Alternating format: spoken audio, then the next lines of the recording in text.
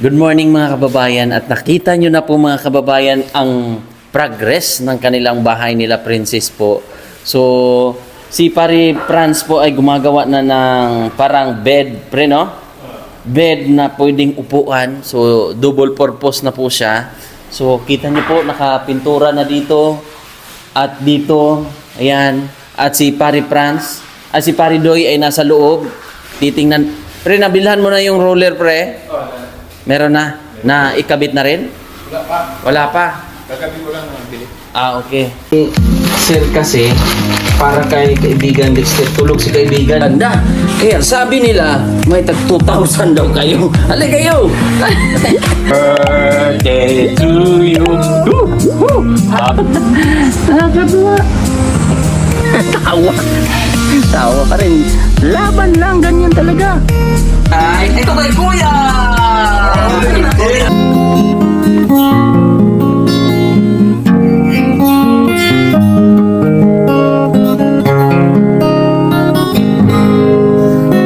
Mula na makilala.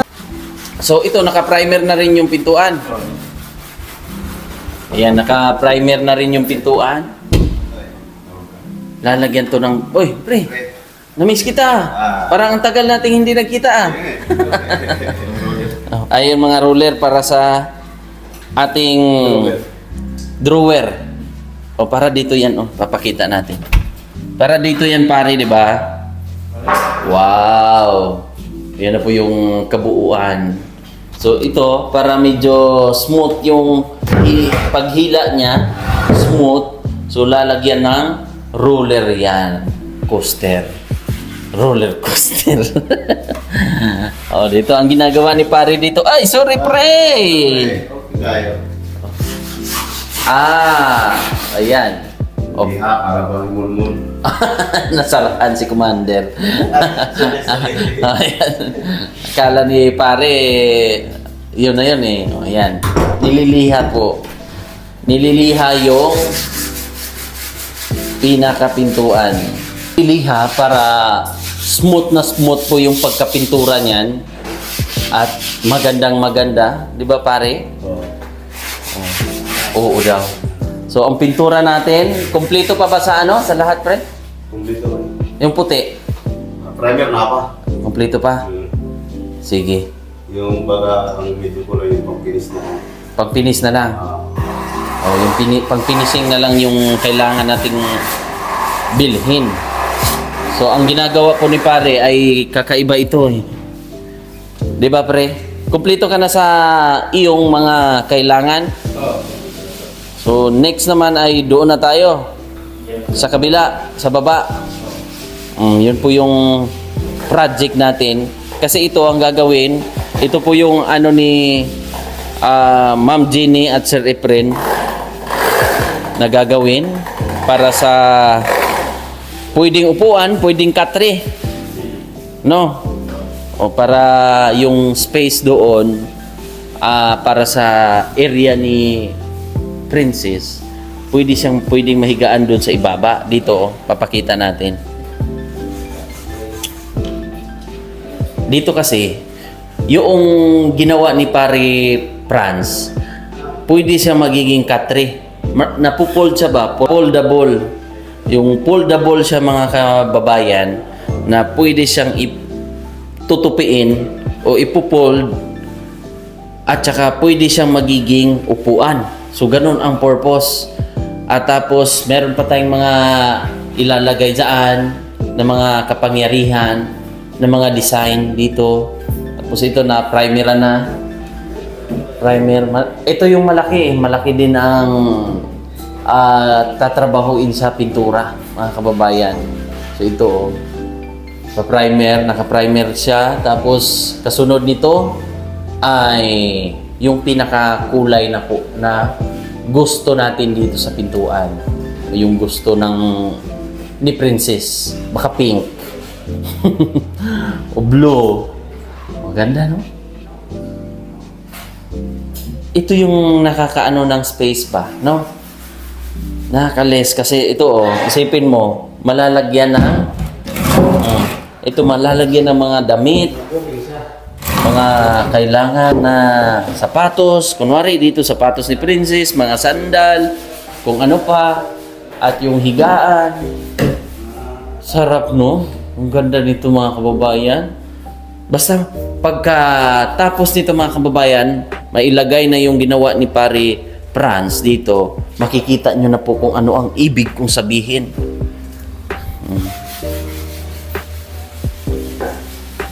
Kayang-kaya ni Pare Franz yan. Ano na yan, humaba na ng buhok niya sa paggawa ng bahay. Di ba pare? Humaba na ng humaba ang buhok mo.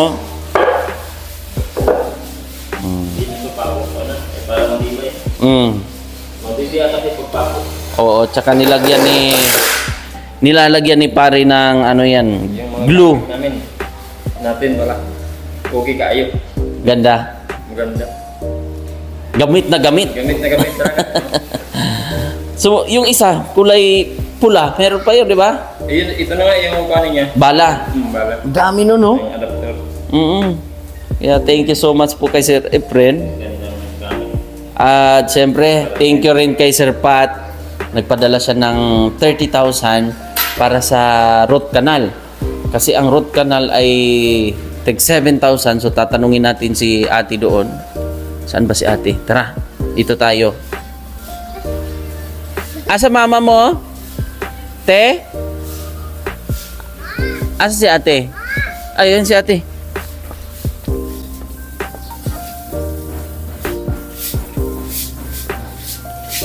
How are you, te? How are you? Walang bunga to. Oh. Kamusta ang mga pipapig ni ano dyan, ni Princess? So, kamusta daw yung ano, kailan daw yung balik ni Princess sa dentista niya? Sa Monday. Sir, balik ni. Sa Monday na. Sabi ng ano, doktor, babalik ng Monday. So, sa Monday po ay babalik sila. Titingnan kung anong dapat uunahin sa ngipin niya. Tapos, yun na. Schedule na ata niya. Schedule na ng kung root canal.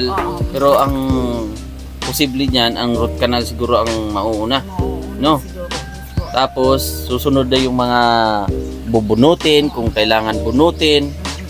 At ano ang tawag nun? Pastahan. Kasi sabi niya, 1 week raw yun. Yung pinakliningan namin, 1 week raw yun. Pagkatapos ng 1 week, balik kami doon. Babalik kayo. Yes po, kasi Monday kami pumunta doon. Monday din kami pupunta. Sige. So may ginagamot din si Princess? Yes po, mayroon.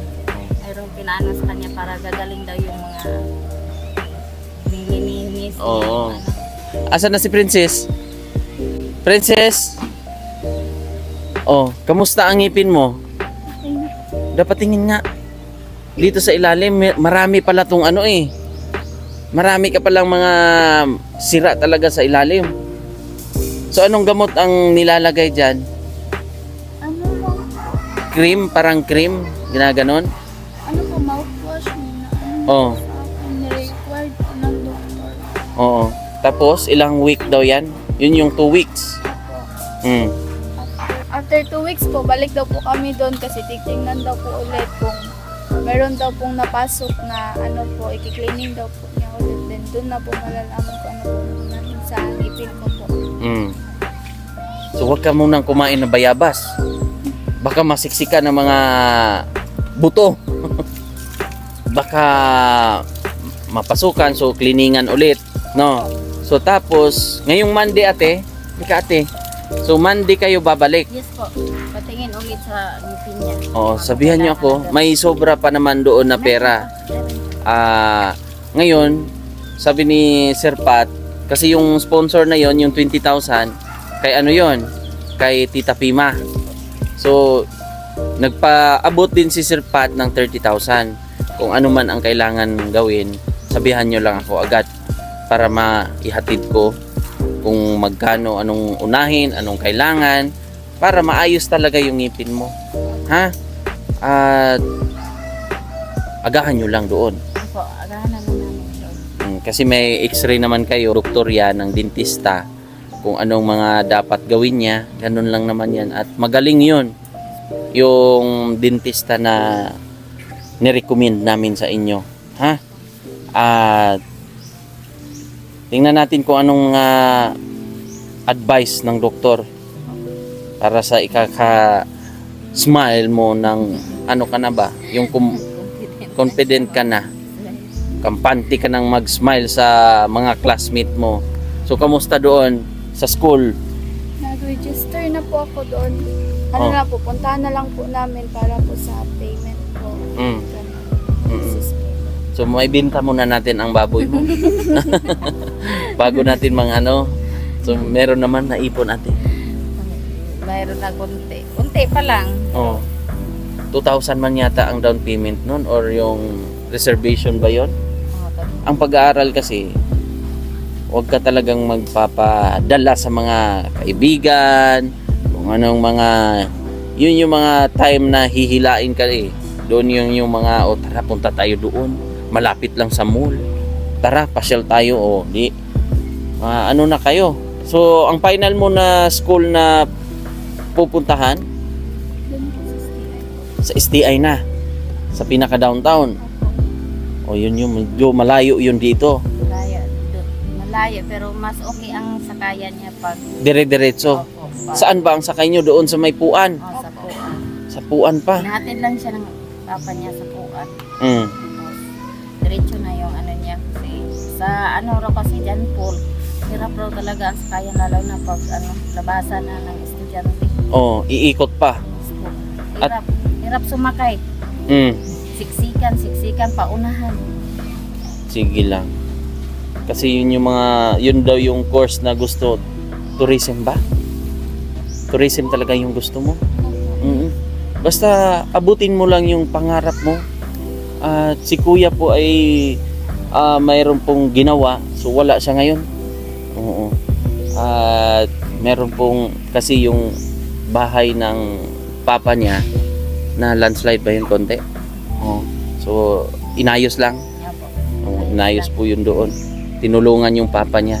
So ganun lang ate. Paramihin lang yung Peppa Pig mo para sa kinabukasan, ha?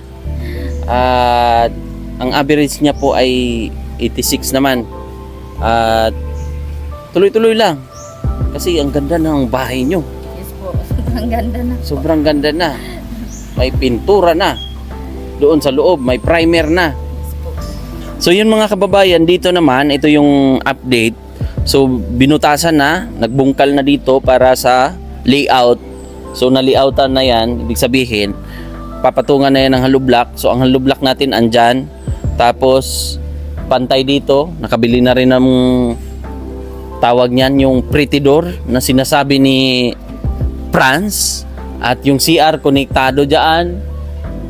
At abangan nyo po, ang inuna lang talaga namin na ginawa ay yung sa loob. Halika ni, para mas inuna po natin ang loob para dito sa kanilang bahay yan ay makakaalis na sila dyan ba. At dito na sila muna magtira. At syempre, kung hindi natin matapos ang loob tapos gagawa tayo dito, wala silang matulugan. So mas maigi na tatapusin natin yung loob para doon na sila magstay at dito na magtatrabaho, mga kababayan. At pwede rin, depende kay na ate, anong gusto niyo ate? Tapusin muna natin. Yes po, pwede rin tapusin. Tapusin na lang natin kasi okay pa naman, pwede pa naman pagtiyagaan. Okay lang ba sa inyo, princess? Okay lang. So yun, mas maigi rin na matapos natin yung loob para pag nakalipat talaga kayo, okay din na. Tapos na lahat. Pwede na kayong magtumbling-tumbling sa tuwa at saya at galak. No? Pwede. Pwede talaga. Basta pag-igihan lang, nagtitinda. Magtinda ka ngayon? O baka hinatid na. Po yung isa. Pahabol na lang. So at least meron tayong pang sa ngipin mo. Mahirap kasi magastos din yan. O isipin nyo, Isipin nyo, unang ano pa lang natin doon. O ilang taon ka pa. Kaya may aral. Anong aral? Pag mayroon ka ng mga anak soon, anong ginawa mo sa ngipin mo na ayaw mong ipagaya sa mga anak mo? Ano po? Kindi. Opo, candy. Mahilig ka sa kindi. Chocolate. Chocolate. Yung chocolate na yung ano ba yun? Ba yun? Yung mga matatamis. Opo. Basta iwasan. Huwag masyado sa mga kuan. Kaya ang daming mga ano doon sa ilalim. Mabuti na lang ay meron tayong mabuting sponsor. At nasilip nila kung paano nagiging ganyan palagi si Princess pag nagsasalita noon. Tsaka maganda ang ano, di ba? Ang resulta dahil nalinisan. Dapat mag brush 3 times a week. Tama ba? 3 times a day. Toothbrush. Kain bago matulog. Yun yung mahirap. Kasi nakadikit yung mga matatamis kung minsan. Toothbrush agad. Mag-toothbrush 30 minutes after kumain. Then dental floss talaga. Para matanggal yung mga nakadikit-dikit sa ilalim ba? Ha? Kung walang ano, yung mga toothpick. Pero minsan nakakasugat ang toothpick. Kaya yung iba, yung parang dental floss, yun yung pinaka the best na ano gawin. Siya ni doktor ng ano. Ano ba yung dental floss? Meron ka na dyan. So masanay ka na. Ha? Para pagdating ng pasukan, confident na si Princess. So kailan daw ang start possible na pasukan? August pa. So yun yung nakalagay doon sa kanilang program. No? Di may ilang buwan pa. Ano tayo ngayon? May, June, July, August. So 4. Preparation mo, ang gagawin mo, magbasa-basa ka ng mga libro. Kung mga mag-search ka na kasi tourism ka, kung anong mga possible na mga i-discuss doon, yun yung mga basa-basa ka lang sa online. Uso na ngayon, online na eh. Ha? Ganun lang. At thank you so much po sa ating mga sponsor, sa ating mabutihing sponsor, sa lahat ng mga tumulong.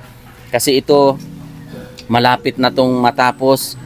Malamang dito sa Malamang ay itong area na to ay nasa mga estimated ni Pare Franz. Itong area na to, nasa mga 2 linggo ay tapos na ito. Di ba Pare Franz? Estimated natin dito, pag matapos natin dyan, almost mga 2 weeks.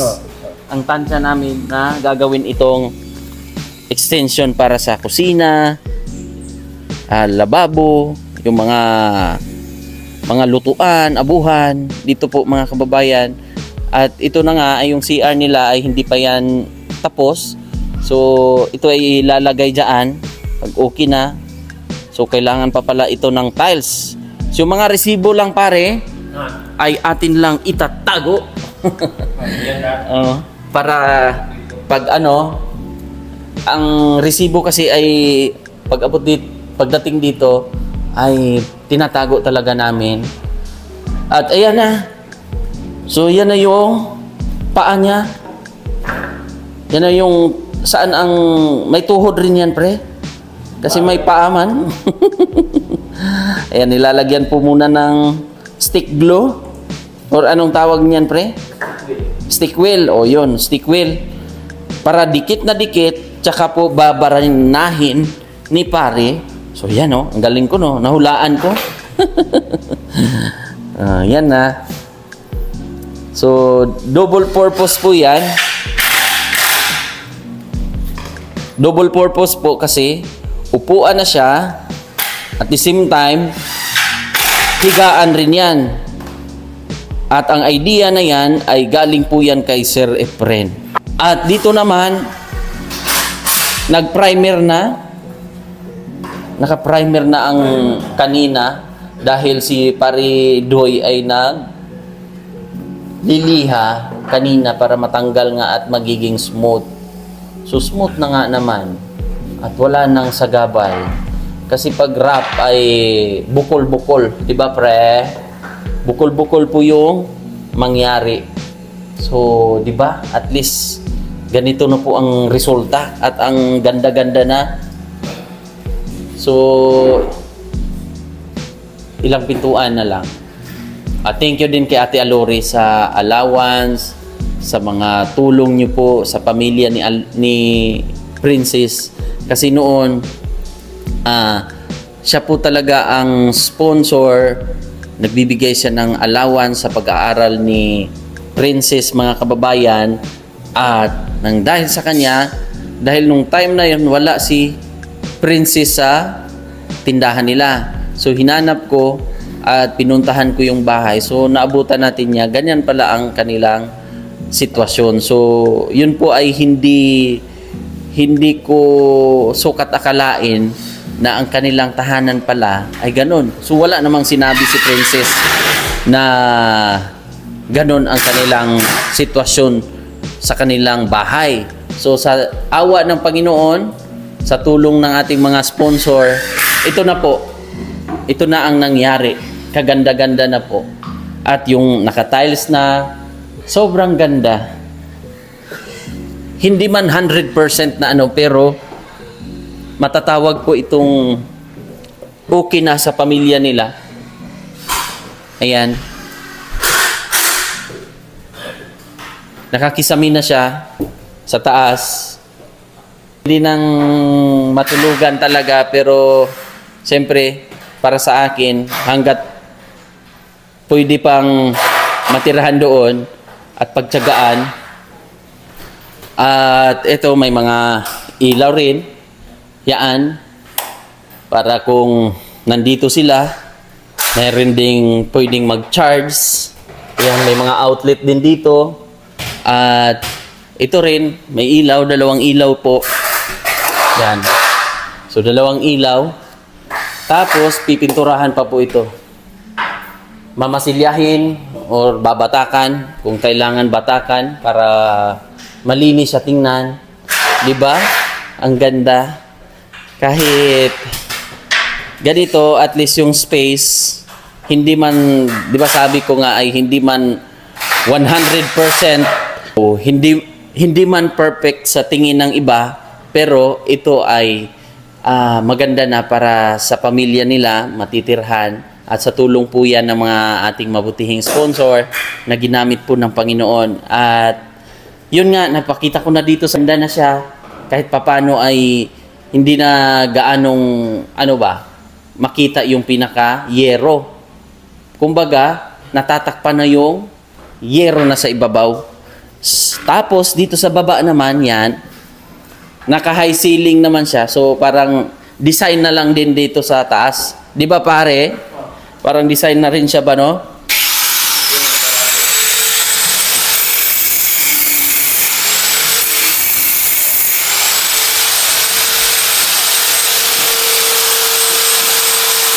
So yan ang pinapagawa natin.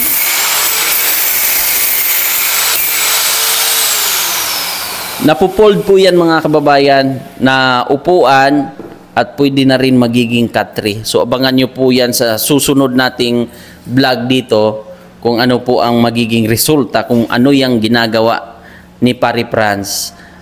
Maganda yan. Double purpose yan. Mag-thank you lang ako sa lahat ng mga sponsor sa pabahay na ito. Kay Tita Pima po, nagbigay siya ng 50,000. Tita Jeannie and Tita Cecil po from California, 23,348. Tapos, Ma'am Grace at Sir Erwin, 17,044. Ate Inday L ng New Zealand, 5,000. From Tita Jeannie of California, 29,070. Tita Anonymous, 50,000.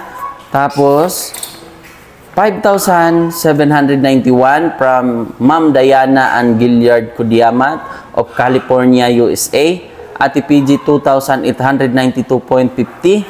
Tapos, from Ate Bernie HDH of Germany, 3,638.30. From Ate GB, 5,798 of Germany. Ate CB, 7,308. Tita from Los Angeles, 12,558.66. Ate Chuna Milis, 35,000 para po sa bubong at saka yung mga dingding, cladding. Tapos Sir Larry, 5,672.28. Sir Jan and Ma'am Janet Agiran, 25,000 para sa sliding window. Ma'am Celindo Dos Santos, 10,000. Kuya Manuel, 8,475.69.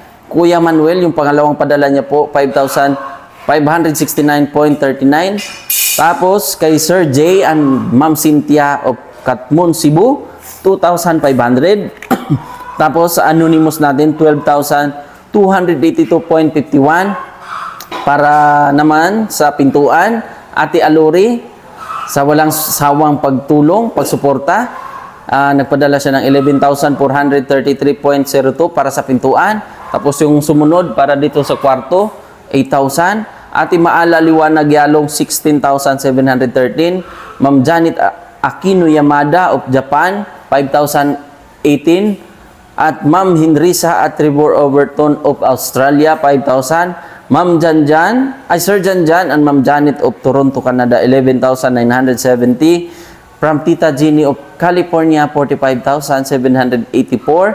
35,000 para sa kuryente po mga kababayan, pag-install, mga materialis. Tapos yung sobra ay binigay natin sa mga panda na last time. Ate CB, 7,397. Sir Erwin and Ma'am Grace, 25,134 para sa tiles. Tapos Tita Jeannie of California, 30,000. Tapos 85,000 para sa mga iba-iba pong mga gawain tulad ng mga lock bed, tapos sa mga pintura, kisame. So yun po mga kababayan. Tapos mag-thank you lang din ako ulit kay Sir Pat. Nagbigay siya ng 30,000 para sa ngipin ni 30,500 para sa ngipin po ni Princess. Tapos kay Tita Pima, maraming salamat po. At siyempre po kay Sir Efren, maraming salamat sa suporta nyo po na binigay nyo po at tiwala na binigay nyo sa amin. At magiging maayos po ito. At excited rin po ako. Abangan nyo sino po ang mabibiyayaan ng lupa mga kababayan. So sasabihin ko na, si Kuya Rodel ay meron na pong sponsor na para makalipat din sila. Kasi doon delikado po. So abangan nyo po, maghahanap tayo ng lupa. So i-upload ko po yun. At excited po ako na sana ay malapit-lapit lang sa amin. Kahit papano ay makikita natin siya palagi. No? Kasi malayo-layo yon at delikado ang kanilang sitwasyon doon. So yun lang po mga kababayan. Maraming salamat sa inyong lahat at mapagpalang araw sa inyong lahat mga kababayan. So tayo po ay pupunta na ng salon. Didiretso tayo ng salon. So thank you po. God bless. Sa mga gustong magpasalon sa mga taga Davao, pasyal kayo sa Elegant Salon sa Maymaa. Thank you. God bless po. Bye-bye.